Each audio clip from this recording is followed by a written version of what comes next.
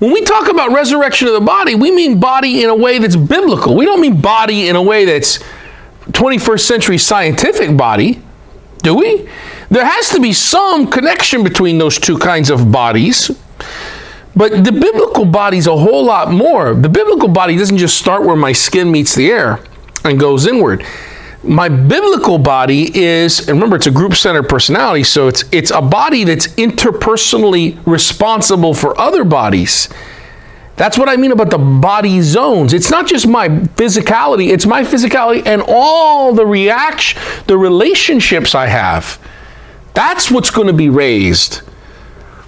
And what exactly does that mean?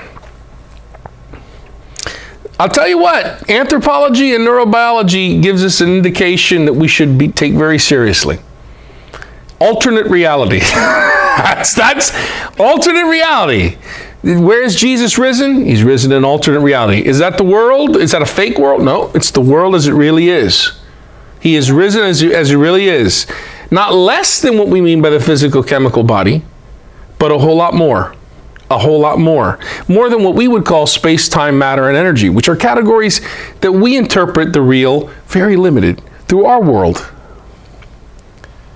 Jesus would have to be beyond that. The only thing that could be is alternate reality.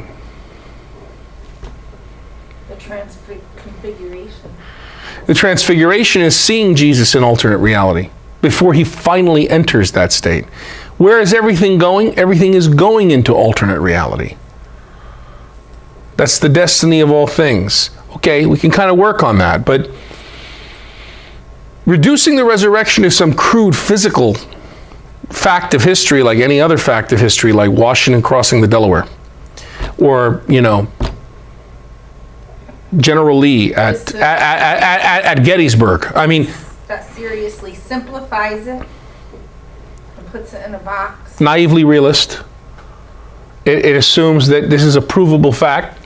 Okay, well, if you say that, then you're guilty of semi-Pelagianism, because you have reduced the act of faith, which is a gift from God, to an act that I can intellectually work to. Making faith rational rather than reasonable. The church rejects rationalism, including fundamentalism.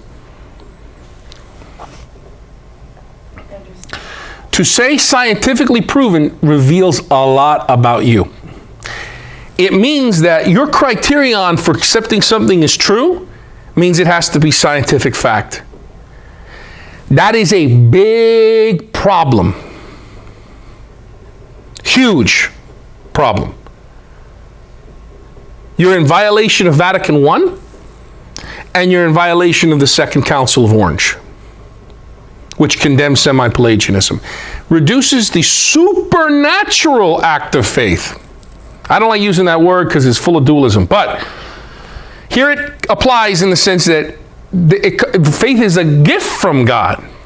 It's not just you get reason Scott Hahn all the way up to the baptismal font and then jump in.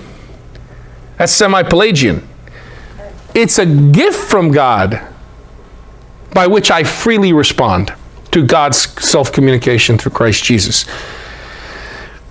To say any one element or any relic is a scientific proof of the truths of our faith is very dangerous.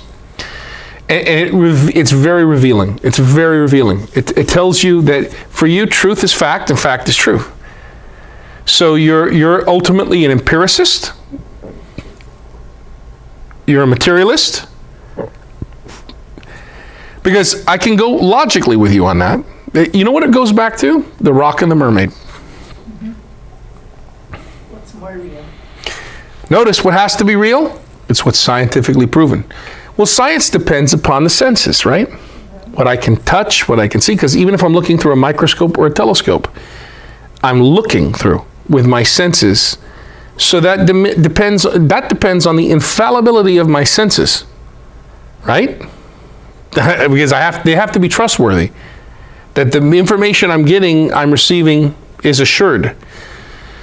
Okay, and we already know, by the way, that while, yes, our senses are trustworthy, Our senses get affected by things like culture, don't they? Like when our culture tells scientists, when you build a microscope, and you look at horse sperm, you're going to see homunculoi. You're going to see little miniature horses, tiny beings that are shaped like horses. And you know what? When they looked in the microscope, that's what they saw, because culture put it into their mind. They found what they expected to find. Just like when the scientific mission of Christopher Columbus traveled over to the New World. He wasn't traveling to the New World. That's why he never discovered the New World. He discovered the West Indies. And that's why the people over here, the indigenous people, are called Indians. Are they really Indians? Are they from India? So you see, again and again and again, scientists may think that they're free of these kinds of crippling defects. But not so much. We see again and again, you go out and you find what you were looking for. And this is the problem with saying that, I need scientific proof. And God is so merciful to us. He gives us scientific proof. No, that's popular. That's not, show me where it says that in church teaching, please. Show me. Hey, thanks for watching. Just continue the playlist for the next part of the study. If you have further questions, this is good. They will get addressed, so keep watching. If you found value, please subscribe, like, and share. As always, questions, comments, and criticisms are most welcome. God bless you.